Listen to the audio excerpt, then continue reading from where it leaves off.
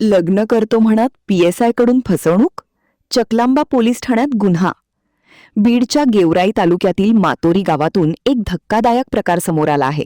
लग्न अवघ्या काही दिवसांवर आले असताना PSI असलेल्या नवरदेवानेच लग्नास नकार दिल्याचा आरोप करण्यात आला असून या प्रकरणी चकलांबा पोलीस ठाण्यात फसवणुकीचा गुन्हा दाखल करण्यात आला आहे. या घटनेमुळे परिसरात मोठी खळबळ उडाली आहे. मुलीच्या कुटुंबियांच्या म्हणण्यानुसार पवन निंबाळकर या PSI सोबत लग्न ठरल्यानंतर साखरपुडा, सोनं, कपडे, लग्न साहित्य आणि इतर तयारीवर लाखो रुपयांचा खर्च करण्यात आला होता. मात्र लग्न काही दिवसांवर आले असतानाच संबंधित PSIने लग्नास नकार दिल्याचा आरोप करण्यात आला आहे. या प्रकरणी मुलीच्या वडिलांच्या फिर्यादीवरून पवन निंबाळकर यांच्या विरोधात चकलांबा पोलीस ठाण्यात फसवणुकीचा गुन्हा दाखल करण्यात आला आहे. लग्नाचे आमिष दाखवत आर्थिक फसवणूक केल्याचा आरोप तक्रारीत करण्यात आला असून पोलीस या प्रकरणाचा तपास करत आहेत. दरम्यान मुलीच्या नातेवाईकांनी संबंधित PSIने अन्य मुलींनाही अशाच प्रकारे फसवल्याचा गंभीर आरोप करत कठोर कारवाईची मागणी केली आहे. आम्ही पै जमा करून मुलीच्या लग्नाची तयारी केली होती, मात्र आमची मानसिक आणि सामाजिक बदनामी झाली अशी भावना कुटुंबियांनी व्यक्त केली. तर दुसरीकडे पवन निंबाळकर यांच्या भावाकडूनही चकलांबा पोलीस ठाण्यात तक्रार दाखल करण्यात आली आहे. संबंधित मुलीच्या नातेवाईकांनी चुकीची माहिती देत आम्हाला जाळ्यात ओढले आणि आमची फसवणूक केल्याचा दावा या तक्रारीत करण्यात आला आहे. सध्या दोन्ही बाजूंच्या तक्रारींच्या आधारे पोलीस तपास सुरू असून या प्रकरणाकडे संपूर्ण जिल्ह्याचे लक्ष लागले आहे. भावना काय, आता आम्ही इतका खर्च, एक रुपया जमा केलेला आहे, इतका खर्च झाला आमचा, असा जीवाला धक्का बसला, असं एक घटना घडली. सारं झालतं, लग्न 8 दिवसावरच आलतं. आमचे सारे लेकर बाळ सारे हे बिनालेवानी बसले. मग हे असं हे करायला नव्हतं पाहिजे.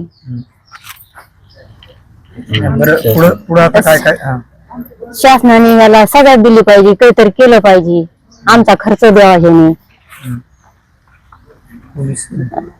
पोलीस यांनी असं करायला नव्हतं पाहिजे. पोलीस लोकच असे करायला लागले, आम्ही काय करायचं गरीब लोकांनी. तुमची मागणी काय आहे? मागणी काही नाही, तुम्ही आमची इच्छा म्हणजे एवढे पैसे देऊन टाका आमचे. आणि 1 रुपया जमा केलेला 25 लाख रुपये जमा केले. तो खर्च झाला आमचा, सगळा खर्च पूर्ण केला आम्ही. पण तुम्ही आमची मागणी द्यावा आणि त्याला न्याय मिळवून द्यावा. मामा, काय सांगाल? तुमच्या मुलीचा विवाह 21 तारखेला होणार होता, मात्र तुमची फसवणूक झालेली आहे. विवाह रद्द झालेला आहे, नवरदेवाने नकार दिलेला आहे. लाखो रुपये तुमचा खर्च झालेला आहे, संपूर्ण तुम्ही खर्च केला होता. तुमची आता मागणी काय आहे? कशा पद्धतीने फसवणूक झालेली आहे? दोघांचे परस्परांविरुद्ध गुन्हे दाखल झालेले. तुमची नेमकी मागणी काय? FR-बद्दल तुमचं म्हणणं काय?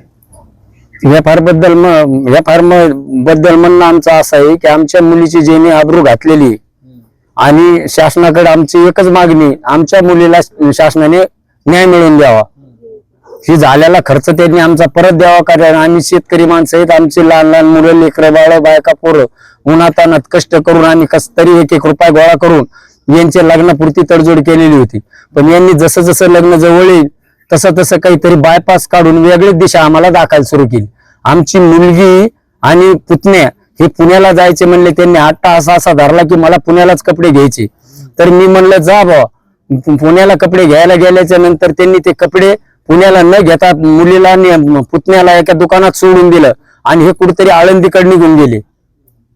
त्यांनी कपडे घेतले नाही, काही नाही. आमच्या पुतण्यानी त्यांना मोबाईलवर हे टाकलं की भाऊजी आम्ही अशा साड्या घेतल्या, तशा साड्या घेतल्या. ते म्हणले हो मी इकडेच घेतले तर इकडेच शिवित असतो. तरी त्यांनी ते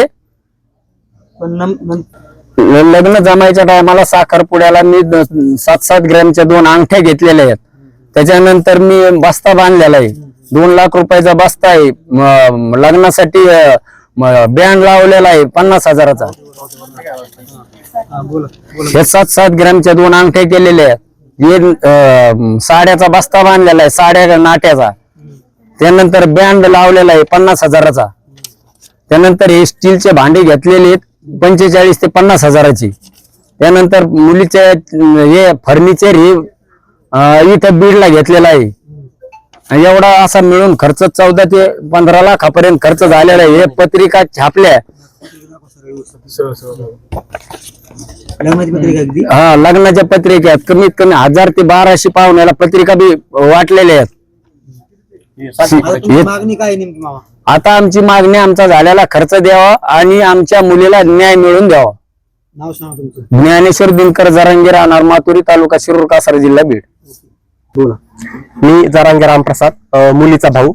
आमचा दिनांक 21 तारखेला लग्न ठरलेलं, टिळा झालेला 14 डिसेंबरला, आणि टिळा झाल्याच्या नंतर आम्ही लग्नाचे कपडे घेण्यासाठी पुण्याला गेलेलो.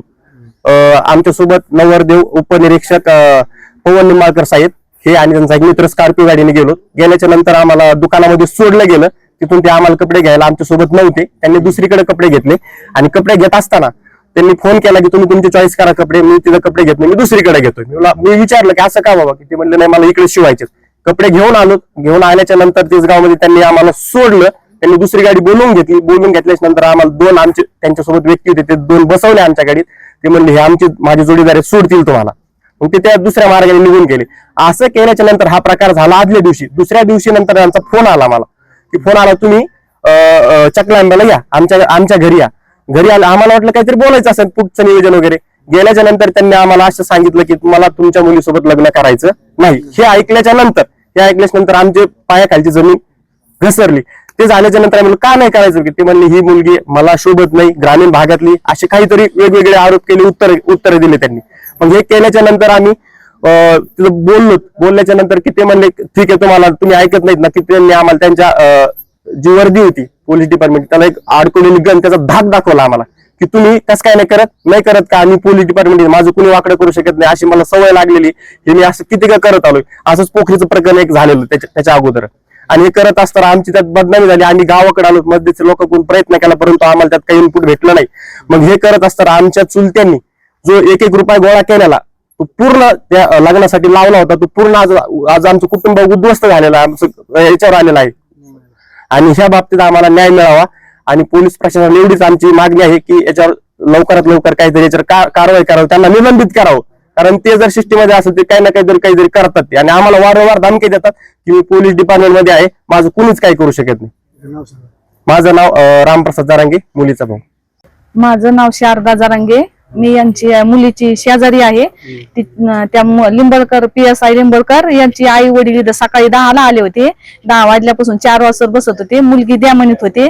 मी तरी पण त्यांना एवढं म्हणलं, तुमचा मुलगा PSI आहे, तुमच्याकडे बागायती शेती आहे, मग तुम्ही का मागणी करते. त्याच्या भाषेला म्हणलं, इथं गावात त्यांची भाषी आहे. तर ते म्हणले काय माहित आम्हाला. म्हणलं आता नातेवाईक आहे पहिलं जवळचं. मग तेव्हा त्यांनी पिक्चर पाहायला चल म्हणला, चॉकलेट गेम करायचं, महिन्याचं काय असतं ते बर्थडे, ते काय नो काय केलं म्हणलं. पुन्हा बायको सारखं मला बोलत नाही, बायको सारखं मुलगी अगोदर का बोलन याला.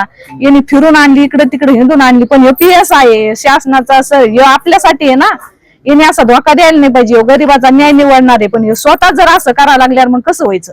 यांनी त्या मुलीच्या आई वडिलांनी काम केलंय. गरीब आहेत ते बी, असे काय बागायती शेत नाही, काही नाही. आमची मातुरी खडकावर जमीन आहे. पुन्हा म्हणतो जरांगे पाटलाचं गाव आहे म्हणून हे धमकी देत. आम्ही जरांगे पाटलाचं गाव आहे म्हणून आम्ही धमकी देत नाहीत. आमच्या मुलीला बदनाम केलं. आमच्या मुलीची न्यूज छापिली.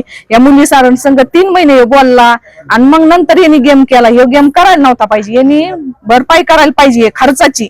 त्यांनी घरात साऱ्या वस्तू आणल्यात. मंडपवाल्याला वस्तू कामं येते, पण मंडपवाल्याला पैसे दिलेले कामं येणार आहेत का. स्वयंपाकवाल्याला पैसे दिलेले, घोड्यावालेले, त्यांनी त्यांची तारीख व्हायला गेली. ते पण गरीबच असते दाद्यावली. त्यांनी यांच्याकडून जास्त पैसे घेतले. पुन्हा मग मागणी काय आता? मागणी फक्त यांनी खर्च झालेला भरून द्यावा. आणि अशी न्यूज असं काही त्यांनी केल्यामुळे आम्हाला करायच्या टाइमाला आम्ही आजपूत केलं नाही. याला 1 महिना होऊन गेलाय. हे असं आम्ही छापील नव्हतं. आम्ही अगोदर काय म्हणलो होतं, त्याला याची बातमी पेपरला द्या, पण हे म्हणले नको, ते PSI आहे, आम्ही याची बदनामी नाही केली.